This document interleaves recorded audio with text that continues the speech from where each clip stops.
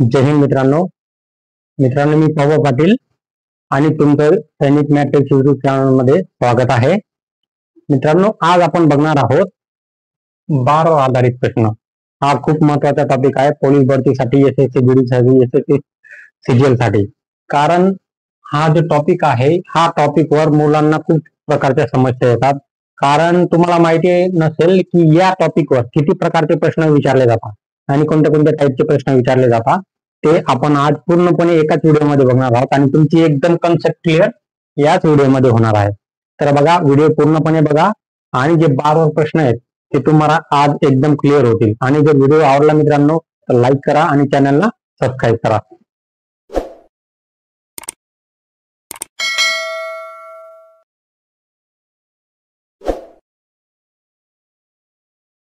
चला तर मित्रांनो, तुम्हाला माहिती असेल की नसेल, दोघांपैकी एकच येऊ शकतं की 12 कोणत्या कोणत्या टाईपचे प्रश्न येऊ शकतात. चला तर मग आपण टाईप बघूया अगोदर. तर बघा, पहिला प्रश्न असेल 0.7 वर बार. बघा, इथं एक संख्येवर बार आहे, इथं दोन संख्येवर बार आहे आणि इथं 3 संख्येवर बार असेल. हा झाला पहिला टाईप. दुसरा टाईप बघूया मित्रांनो आपण. इथं फक्त 2 वर बार आहे, इथं एक सोडून इथं 2 वर बार आहे.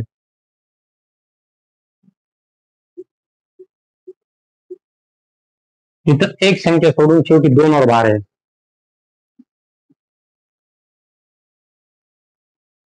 आणि इथं 2 संख्या सोडून शेवटच्या संख्येवर बार आहे. तिसरा टाईप बघूया आपण.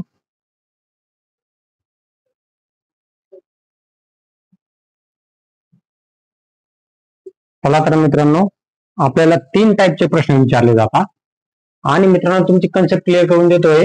एक म्हणजे जर तुम्हाला वाटलं की 0.234 शेवटच्या 4 वर बार आहे, शेवटच्या 4 वर बार का आहे?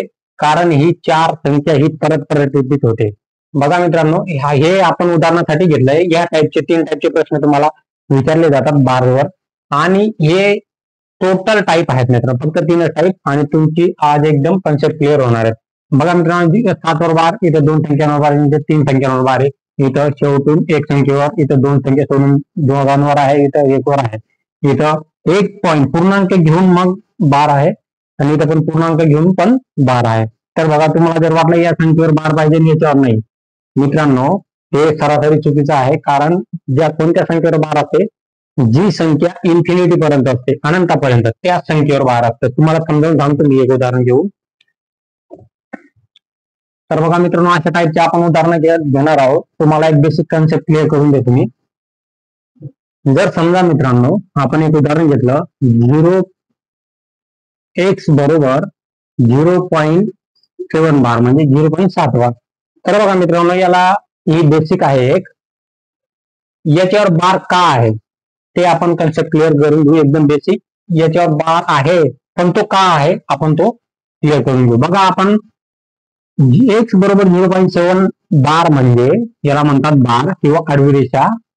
बार म्हणजे याचा अर्थ काय होतो? ती संख्या, ज्या संख्येवर बार असतो ती संख्या अनंतापर्यंत असते. म्हणजे x बरोबर 0.777777 इन्फिनिटी पर्यंत. म्हणजे x बरोबर याला असं पण लिहू शकतो आणि याला असं पण लिहू शकतो. 0.7 बार म्हणजे x ही 0.7 ही अनंतापर्यंत आहे. समजलं मित्रांनो? याला आपण इक्वेशन 1 देऊ. आता मित्रांनो, या संख्यांना आपण 10 ने गुणून टाकू. 10 ने गुणा, 100 ने गुणा, 1000 ने गुणा, काय प्रॉब्लेम नाही. आपण 10 ने गुणू. 10 ने गुणल्यानंतर काय झाला? 10x. आणि या संख्येला जर 10 ने गुणला, एक डिजिट इजत असेल 7.777777 आणि इन्फिनिटी पर्यंत म्हणजे अनंतापर्यंत. Equation number 2. इक्वेशन नंबर 2 दिला आपल्याला. बघा मित्रांनो, आता समुद्रामधून जर एक बाल्टी पाणी काढला तर तुम्हाला समुद्रामध्ये काय फरक दिसेल? काही दिसणार नाही. तर म्हणून बघा, आता यांची 2 मधून 1 वजा करा. इक्वेशन 2 वजा 1. इक्वेशन 2 मधून 1 वजा, 2 मधून 1 वजा करा. जर 2 मधून 1 वजा केला म्हणजे 10x मधून x केला तर उरला 9x. आणि 7 मधून 0 गेला तर किती म्हणजे 7 उरला. पॉईंट जसा तसा 7 मधून 7 गेला 0, 7 मधून 7 म्हणजे इन्फिनिटीपर्यंत 0 येईल, म्हणजे 7.0. तर आपोआप एक्स ची किंमत किती येते? एक्स बरोबर 7/9. तर बघा मित्रांनो, अशा प्रकारे एक्स ची किंमत येते.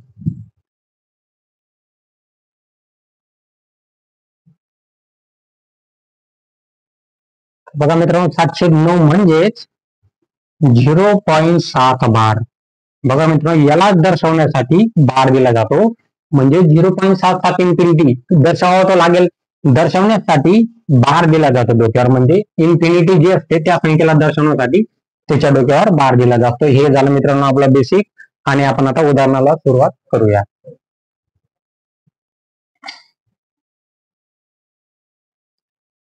चला तर मित्रांनो, 0.7 ती संख्या घेऊ. 0.7 बार, याला काय करा, अपूर्णांकात. अपूर्णांकात जरी याला कन्वर्ट करायचं म्हटलं तर एकदम सोपं आहे मित्रांनो. बघा आता 0.7 म्हणजे या संख्येला बार आहे आणि एकच संख्या आहे. तर बघा 7 जसा तसा लिहा, छेद एका संख्येवर बार आहे म्हणून 1/9 लिहा, म्हणजे 7/9 झाला कन्वर्ट. दुसरं उदाहरण बघा मित्रांनो, 0.23 बार. तर बघा मित्रांनो, इथं दोन संख्या आहेत. जेवढ्या संख्यांच्या डोक्यावर बार आहेत तेवढे छेदस्थानी 9 घ्या. बघा मित्रांनो, 23 जसा तसा लिहा ऍज इट इज. छेद छेद कसा लिहायचा? 1-2, म्हणजे दोन संख्यावर बार आहेत म्हणजे डबल 9, तेवढे 9 लिहून टाका. जेवढ्या संख्यांच्या डोक्यावर बार आहे तेवढे 9 लिहून टाकायचे. तिसरं उदाहरण घ्या मित्रांनो, 0.123 आणि 123 टोटल 3 संख्यांवर बार आहेत. म्हणजे तुम्हाला तर माहितीच आहे, आपल्या नेहमीप्रमाणे 123 भागीला बार तिघ संख्यांवर आहेत म्हणून 3 वेळेस 9. बघा मित्रांनो, हा झाला आपला पहिला टाईप, आणि या पहिल्या टाईपचे आपले कन्सेप्ट एकदम क्लिअर झालेली आहे. जेवढ्या संख्यांवर बार असतील तेवढे 9 लिहा, ज्या संख्यांवर बार नसेल तेवढे 0 लिहा. त्याची किंमत असते 0 ज्या संख्येच्या डोक्यावर बार नसेल. तर बघा, या संख्यांच्या डोक्यावर बार आहे तेवढे आपण 9 लिहून टाकले आणि 123 जसा तसा लिहिला. तर बघा मित्रांनो, पुढचे उदाहरण घेऊया टाईप 2 चे. टाईप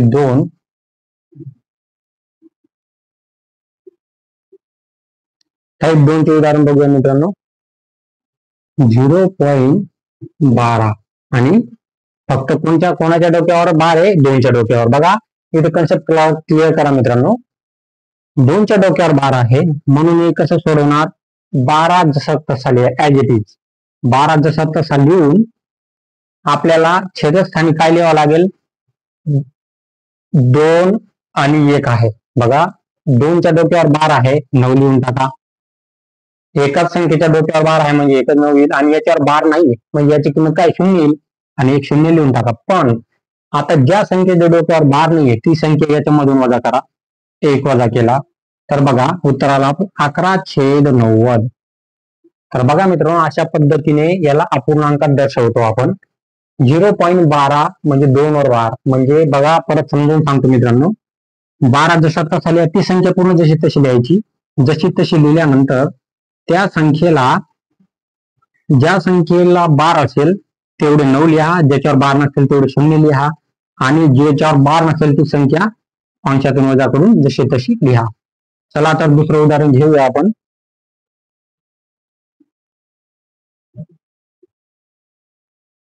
बघा मित्रांनो, इथे 234 मधून फक्त 34 वर बार आहे. तर बघा हे उदाहरण कशा पद्धतीने सोडवू आपण.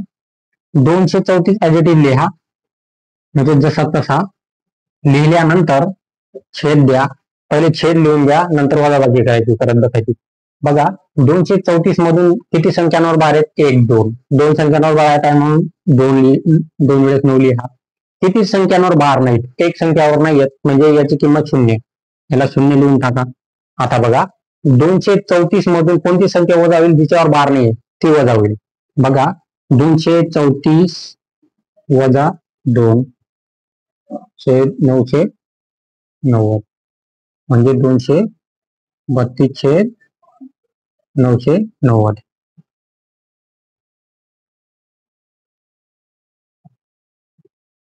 बघा मित्रांनो 232/990 आपलं उत्तर आलं. तर बघा टाईप 2चं तिसरं उदाहरण बघूया. 0.212 आणि 1 वर भार आहे. बघा मित्रांनो इथं फक्त एका संख्येवर भार आहे आणि इथं 2 संख्येवर भार नाहीये. तर याला सोडवत असताना तर बघा आपण कशा पद्धतीने सोडवू याला. 212 जसा तसा लिहा. जसा तसा लिहिल्यानंतर छेदस्थानी काय करा, एका संख्येवर भार आहे 1 9 लिहून टाकला. 1 2 दोन संख्येवर भार नाही म्हणून 2 शून्य लिहा. 2 शून्य लिहिल्यानंतर 212 जसा तसा लिहा आणि याच्यामधून वजा होईल ज्या संख्येवर भार नाही ती संख्या वजा होईल. तर वजा 21/900. तर बघा मित्रांनो 212 मधून 21 गेले किती राहिले, 212 21, 2 मधून 1 गेला 1, 21 मधून म्हणजे 191 म्हणजे 191/900 हे उत्तर आता आलं. परत व्यवस्थित मित्रांनो 2 संख्यांवर भार नाही म्हणून 2 शून्य लिहिला आणि एकावर भार आहे म्हणून 1 9 लिहिला. तर बघा मित्रांनो कन्सेप्ट क्लिअर झाली असेल तर पुढे जाऊया आपण. टाईप 3 चे उदाहरण बघूया मित्रांनो. 1.2 बार आणि दुसरं बघूया आपण.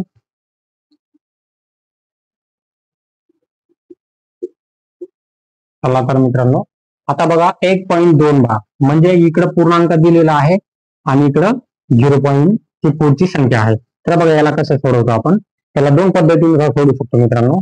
1 अधिक या पूर्णांक 1 अधिक करायचा आणि या संख्येला जसं तसं लिहा. 2 छेद एका संख्येवर 12 आहे म्हणून 1 9 लिहा.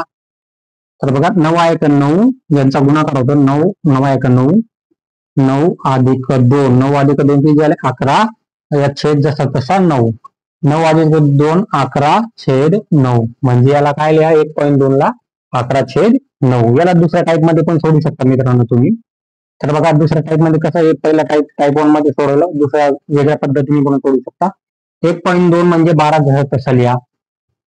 12 जसं तसा लिहिला आणि 12 मधून 1 वजा करा आणि छेद एका संख्येवर 12 आहे म्हणून फक्त 9 लिहा म्हणजे 11/9 म्हणजे ही शॉर्टकट पद्धत आहे. पहिले बेसिक करा मित्रांनो, नंतर तुम्ही हे पण करू शकता. चला तर दुसरं उदाहरण हे सोडवूया. हे उदाहरण तर बघा मित्रांनो हे जर 1.23 आहे तर 3 वर भार आहे, फक्त 3 वर भार आहे म्हणून 123 जसा तसा लिहू आणि वजा छेद 123 जसा तसा लिहून छेदस्थानी काय येईल, एक संख्येवर 12 आहे म्हणून 1 9 लिहा. एकावर 12 नाही म्हणून 1 0 लिहा. या संख्या सोडून द्या. हिच्यावर 12 नाही म्हणून हिचा 0 नाही गिनती करायचा, या संख्येचा 0 लिहायचा. ठीक आहे. आता बघा 123 मधून काय वजा होईल, 2 वजा होईल. 123 वजा 2 आणि छेद 90 म्हणजे 121/90 म्हणजे 121/90 आला मित्रांनो.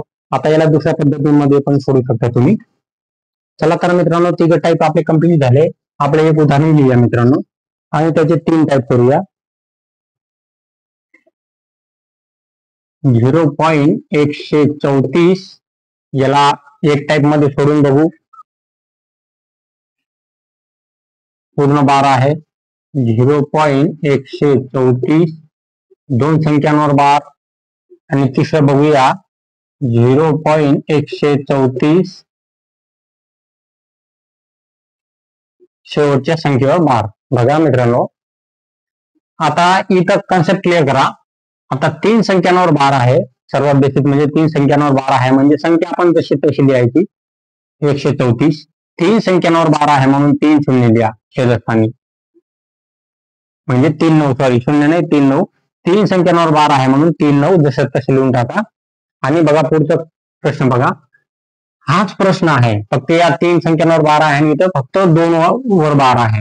तर बघा आता याला सोडूया. 2 संख्यांवर 12 आहे, संख्या जशी तशी लिहा 134. 2 संख्यांवर 12 आहे म्हणून 2 वेळेस 9 लिहा. एक संख्येवर 12 नाही म्हणून त्याला 0 लिहा. पण ज्या संख्येवर 12 नाही ती संख्या काय करा, वजा करा. वजा केली म्हणजे वजा 1 होईल. 134 मधून 1 गेला 133 छेद 990. बघा मित्रांनो, अशा पद्धतीने उत्तर आलं. तर आपला पुढचा प्रश्न परत बघूया. 0.134 म्हणजे 134 जसा तसा लिहावा लागेल आणि वजा काय करणार, वजा 13 आणि छेदस्थानी काय करणार, एक संख्येवर बार आहे म्हणून 1 9 लिहिला आणि दोन संख्यांवर बार नाही म्हणून 2 0 लिहिला. म्हणून बघा मित्रांनो, आता 134 मधून 120 121 उरले. 121 छेद 900. बघा अशा पद्धतीने आपण हे उत्तर काढतो. ज्या संख्येवर बार नाही म्हणून 2 शून्य लिहिले आणि एका संख्येवर बार आहे म्हणून 1 9 लिहिला. तर अशा पद्धतीने नुसार बारवाले प्रश्न, हा जो प्रश्न सोडवला मित्रांनो, याच्यामुळे तुम्हाला एकदम कन्सेप्ट क्लिअर झाली असेल की बारावाला प्रश्न, कारण हा एकच प्रश्नाचे आपण 3 टाईप करून सोडवले आहे. तिथं 3 वर 12 आहे, इथं 2 वर आणि इथं फक्त एकाच संख्येवर 12 आहे. मित्रांनो, तुम्ही म्हणणार की 0.123 हा प्रश्न जर घेतला तर तुम्ही म्हणणार या पुढच्या या संख्येवर बार द्या. तसं होत नाही मित्रांनो, कारण कोणत्या संख्येवर बार दिला जातो, जी संख्या परत परत रिपीट होते. एक तर शेवटच्या 2 संख्यांवर बार दिला जातो, एक तर शेवटच्या एका संख्येवर बार दिला जातो. मधल्या संख्येवर बार दिला जात नाही, कारण ज्या संख्येवर बार दिला जातो याचा अर्थ ती अनंतपर्यंत संख्या असते, म्हणजे ती परत परत रिपीट होत असते. म्हणून त्या संख्येवर बार दिला जातो, मधल्या संख्यांवर बार दिला जात नाही.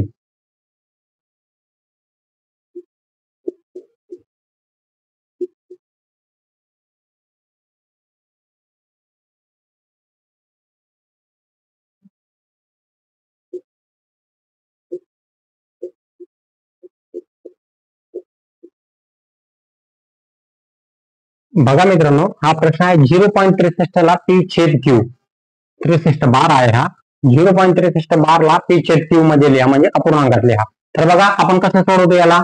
0.63 संख्या जशी तशी लिहा. 63 संख्या लिहिली. संख्या लिहिल्यानंतर बघायचं किती संख्यांवर बार आहे. 2 संख्यांवर बार आहेत म्हणून 63 भागीला 2 संख्यांवर बार म्हणजे 2 9 लिहा, म्हणजे 63 भागीला म्हणजे 63 छेद 99. अशा पद्धतीने पी छेद क्यू बरोबर पी छेद क्यू, म्हणजे या फॉर्म मध्ये लिहायचं, म्हणजे 63 छेद 99 आपण याला अपूर्णांकात कन्वर्ट केला. तर बघा मित्रांनो, अशा पद्धतीने आपण असे प्रश्न सोडवत असतो. आणि मित्रांनो, एक टाईप आहे अजून. तर बघा,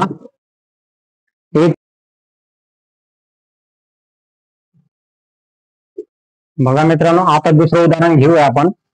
1.314. ठीक आहे, 1.314 आणि इथं बार द्या. ठीक आहे, बार दिला म्हणजे 1.314 आणि शेवटचा 4 वर बार. तर हा प्रश्न आपण कशा पद्धतीने सोडवतो मित्रांनो. 1 पॉईंट म्हणजे पूर्णांक संख्या जशी तशी लिहा. 1 अधिक 314 पण जसा तसा लिहा. वजा काय करणार, 31. वजा 31 कारण 2 संख्यांवर बार नाही, त्या संख्येवर बार नाही ती संख्या वजा करता. आणि छेदस्थानी काय लिहिता मित्रांनो, एक संख्येवर बार आहे म्हणजे 1 9 लिहा.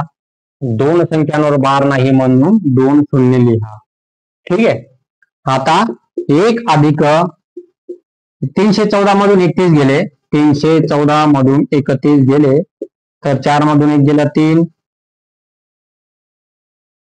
आणि किती राहिले 28, म्हणजे 283 छेद 900. तर बघा मित्रांनो, आता 283 छेद 900 राहिले. तर आपण याला जर सॉल्व्ह केला, 900 गुणिला 1 म्हणजे यांचा गुणाकार करावा लागतो. 900 गुणिला 1 म्हणजे 900. 900 अधिक 283, 900 10 1000, 1183 म्हणजे 1183 छेद 900, म्हणजे हे आपलं उत्तर आलं. तर बघा मित्रांनो, अशा पद्धतीने आपण सोडतो. ज्या संख्येवर बार नाही त्या संख्येला 2 शून्य लिहा. जेवढ्या संख्येवर बार नाही तेवढे शून्य लिहा आणि ज्याच्यावर बार आहे तेवढे 9 लिहा. तर अशा पद्धतीने आपण हे बारवाले प्रश्न सोडवतो. 0.454 वर बार. बघा, 0.454 वर बार म्हणजेच आपण काय करायचं, 454 जसा तसा लिहिला. आणि दोन संख्यांवर बार आहे म्हणून 2 9 लिहिले आणि एका संख्येवर बार नाही म्हणून 1 0 लिहिला. आपलं उत्तर झालं. आणि -4 करा. ज्या संख्येवर बार नाही आहे ती संख्या वजा करा. 454 मधून 4 गेले 450/990. बघा मित्रांनो, अशा पद्धतीने 450/990 म्हणजे ज्या संख्येवर बार नाही ती संख्या वजा करा. वजा केल्यानंतरच आपलं ते उत्तर येईल.